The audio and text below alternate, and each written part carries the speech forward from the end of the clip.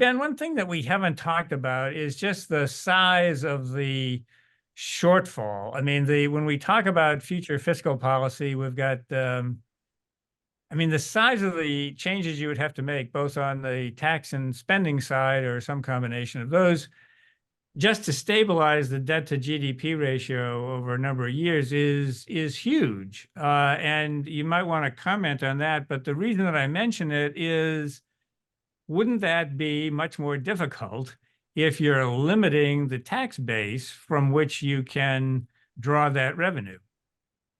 Yeah, absolutely. So I think we have a very instructive chart in the report that shows sort of different tax policies and different holes that you'd be trying to plug and sort of comparing them.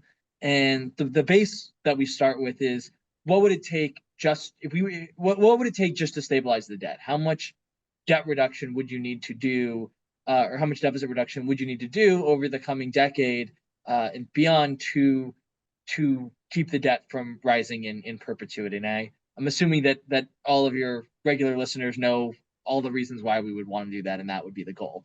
That would be about $7 trillion over the first 10 years. President Biden's budget only had about $5 trillion of tax increases, so not enough to pay for our current promises, let alone the additional stuff he wanted to do. If you add that stuff in and wanted to stabilize the debt, which I think would need to be the goal, not just paying for the new policies, because again, there's the question of how do you pay for what we are already doing before you want to expand government. And that would be, you would need more than $13 trillion of tax increases over the next decade to make that work. So, and I think there are different ways of measuring how much you could get from the wealthy. But I think even if you were to really soak them in every possible way, you would struggle to get to that $13 trillion. And one of the things that, a lot of European countries do is they collect revenues through consumption taxes, specifically a value-added tax, which we don't have here. But if at some point Congress were to get serious about, closing that gap that you mentioned, that would be a possible way of raising revenues. But again, under this $400,000 pledge, that would cause a complication in implementing a VAT, wouldn't it?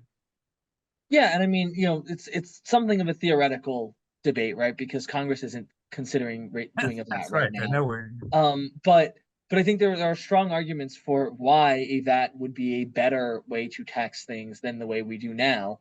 If you're talking about, not just looking at distributional reasons, but taxing consumption, the same groups through their consumption is a lot better economically. It's more pro-growth than taxing their income because it uh, encourages more efficient financial decisions, more savings, more investment, and so it's good for growth in the long term.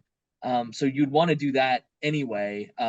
There are a lot of different tax policies that I think would be worth considering, just from a better tax efficiency perspective, but those are completely ruled out by the $400,000 pledge, because they would hit some people who make under that. And even if you wanted to tax, even if you didn't want to do a value added tax and you wanted to you wanted to try to hit European levels of spending policy through the current tax system and just raise taxes, there isn't enough just from high income people there to make it possible.